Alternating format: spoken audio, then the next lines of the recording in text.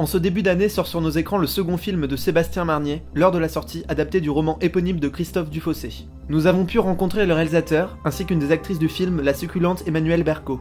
L'avant-première de L'heure de la sortie s'est faite à l'Étrange Festival où le film avait incontestablement sa place. L'Étrange Festival célèbre la création indépendante, les propositions de cinéma sortant de l'ordinaire, les films poisseux, bizarres, poétiques, dérangeants. Le rendez-vous incontournable de septembre pour les amateurs de genre. Crazy evil. En 2015, avec Irréprochable, nous avons découvert l'univers de Sébastien Marnier.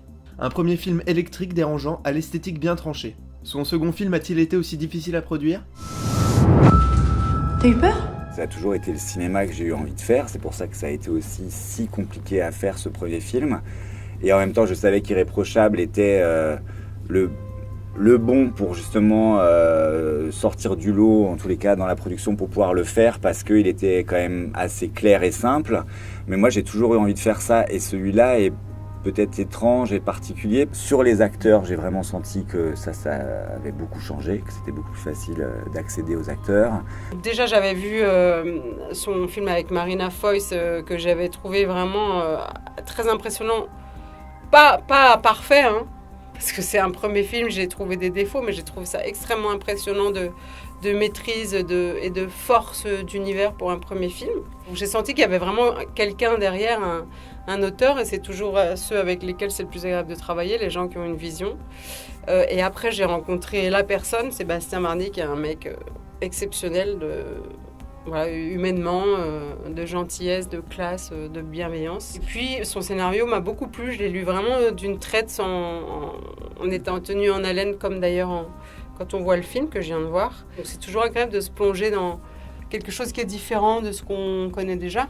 On a quand même en France, dans les financements, souvent quand même l'idée d'inscrire le film dans une case, et celui-là ne rentrait pas vraiment dans une case. Donc ça a été une bataille qu'on a quand même gagné au final, même si on n'avait pas assez d'argent pour faire le film comme on le voulait, on a réussi à le mettre en tous les cas là où il fallait. C'est-à-dire qu'on ne sait pas en fait vraiment où on va, et moi ce que j'avais envie, c'est pas tant un thriller avec des rebondissements et des péripéties, c'est un film qui est plus physique, on va dire, de sensations, et qui accompagne et qui doit donner à ressentir au spectateur ce que traverse le personnage. Et vu que le personnage fait, à partir de 25 minutes du film, une fois que l'exposition est posée, une enquête en ne sachant pas sur quoi il doit enquêter ni pourquoi il doit enquêter, forcément c'est un peu flou.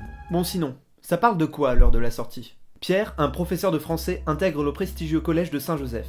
Il décèle chez une classe de 3e une hostilité diffuse et une violence sourde. Est-ce dû au suicide de leur ancien professeur de français qui s'est jeté par la fenêtre en plein cours ? Parce qu'ils sont une classe d'enfants surdoués ? Parce qu'ils semblent terrifiés par la menace écologique et avoir perdu tout espoir en l'avenir ? De la curiosité à l'obsession, Pierre va tenter de percer leur secret. Les élèves de la 3e 1 ont obtenu la meilleure moyenne de l'académie ces 4 dernières années. Quel âge est-ce que vous avez ? J'ai 40 ans. Mais du coup, pourquoi est-ce que vous êtes encore suppléant ? L'heure de la sortie commence comme un thriller et glisse peu à peu vers le fantastique en empruntant au drame psychologique et aux films d'horreur. On retrouve dans le film une ambiance d'inquiétante étrangeté qui nous rappelle la série Les Revenants de Fabrice Gobert. Il y a tout un pan du film, quand vous le verrez, c'est vrai qu'il n'est plus vraiment narratif, et du coup les possibles étaient immenses en fait. Je suis pas sûre de bien comprendre ou de bien connaître le concept du cinéma de genre. Moi, je fais des films archi-réalistes, donc c'est un genre en soi, les films réalistes. Mais là où on range les films dits de genre, ce sont les films fantastiques, les films d'angoisse, les films gore, c'est des films différents. Les films qui proposent autre chose que la représentation de la vie telle qu'on la connaît, disons. Et Sébastien Marnier, il a vraiment ce savoir-faire-là. Moi, j'ai senti sur le tournage tout de suite, on a affaire à quelqu'un qui sait très bien où il va et comment il va y arriver. Il tâtonne pas. Ça demande quand même, je trouve, ce type de film, une maîtrise technique et scénaristique assez forte. Les acteurs ont accepté de jouer le jeu, même financièrement aussi, d'être moins payés que dans d'autres films, parce que le film devait avoir cette gueule-là aussi, et qu'on voulait vraiment expérimenter des choses avec mon chef opérateur. Donc j'avais beaucoup de choses à gérer sur celui-là. Ce qui était très différent par rapport à Irréprochable, c'est que là j'avais beaucoup de monde sur le plateau parce qu'il y a beaucoup d'acteurs, alors qu'avec Marina, j'ai l'impression, évidemment il y avait aussi d'autres acteurs, mais c'était un film qu'on a fait en tête à tête quasiment. Là, c'est vrai qu'il y avait quand même un aspect choral qui s'atténue et qui s'estompe au fur et à mesure du film, mais enfin qui a toujours été là sur le tournage. Notre sympathique professeur est incarné par Laurent Lafitte, qui semble vouloir jouer dans tous les films du cinéma français. Il n'y aura jamais qu'un seul empereur. Et oui, toi aussi. Nous espérons que cela donnera une chance au film de faire beaucoup d'entrées et d'amener le public français vers un cinéma différent. Il y a quelque chose de toute façon avec Laurent, je veux dire quasiment à 90% du temps en fait, où dès la première scène, la première prise, c'était très juste. C'est un acteur, je trouvais, qui m'a toujours passionné justement dans sa rythmique de la comédie et tout ça, mais que j'ai vraiment découvert dans le Verhoeven. Je trouve qu'il a fait beaucoup de films aussi qui sont extrêmement extravertis, extrêmement volubiles. Donc voilà, on a travaillé sur à la fois un personnage qui est très physiquement développé et très présent dans le film, qui est très iconisé, et à la fois sur progressivement un affaissement de ce personnage. Vraiment, si on mettait le premier photogramme où il apparaît et le dernier, où il a plus du tout la même gueule. Mais en tous les cas, le glissement, on va dire, plutôt que des vraies ruptures de ton vers le genre, il était déjà écrit dans le scénario, de toute façon, puisqu'on accompagnait Pierre et que Pierre, de toute façon, perd des pieds au fur et à mesure. Au milieu de ce malaise ambiant, on retrouve Emmanuelle Berco qui incarne la professeure de musique qu'on a tous rêvé d'avoir. Emmanuelle Berco a été récompensée du César de la meilleure actrice pour Mon Roi, oui, je t'ai vu, mais elle est surtout connue en tant que réalisatrice. Il est rafraîchissant de l'avoir jouée dans des films plus éloignés de son cinéma, mais où on la sent prendre beaucoup de plaisir. C'est une professeure de musique un peu débridée, un peu folle dingue et qui justement est le seul élément un peu solaire, un peu lumineux du film parce qu'elle fait pas partie du genre. Elle est un peu hors genre. Alors moi j'ai un petit rôle, j'apparais de temps en temps, mais ça fait peut-être une bouffée d'air frais pour le spectateur de voir quelqu'un un peu folle dingue, mais un peu normal aussi. Parce qu'elle n'est pas du tout impliquée dans ce qui fait la tension et la pression qu'on peut ressentir durant le film. Il y a déjà eu des problèmes? Ils ont toujours été très proches, très solidaires même. Déjà, on a eu un casting qui était quand même assez long, pas si fastidieux. Moi j'ai rencontré vraiment 150 gamins, ce qui aurait pu être beaucoup plus dingue, mais c'est vrai que vu que les rôles étaient quand même assez complexes, on ne s'est pas aventuré du tout cette fois-ci dans du casting sauvage. Le choix s'est porté sur des jeunes acteurs qui d'emblée avaient quelque chose quand même des personnages, d'un point de vue aussi même du milieu social.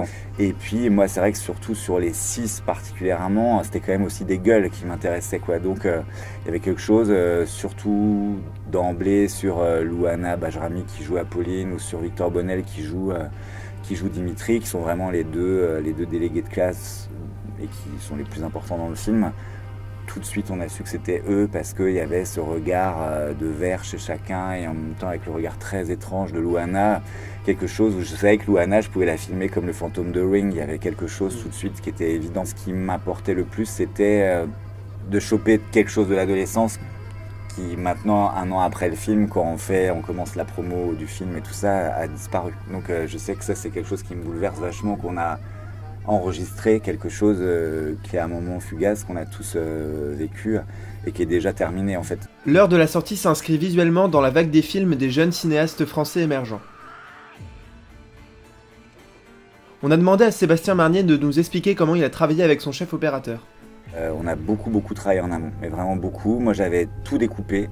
Lui évidemment m'a donné plein d'idées et tout ça, mais tout était déjà découpé, même dans des scènes très longuement dialoguées et tout ça. En fait, on avait déjà tous les déplacements. Et après, on avait aussi, évidemment, une grammaire. Sur le tournage, on s'autorisait à tenter des nouvelles choses, mais on savait qu'il nous fallait au moins cette base-là. Et on avait une grammaire assez simple, mais qu'on respectait, notamment sur une hauteur de caméra assez particulière, parce que il fallait qu'elle soit pour moi un peu trop basse par exemple, ou le fait de travailler de toute façon avec un jeu d'objectifs anamorphiques change beaucoup de choses aussi quoi.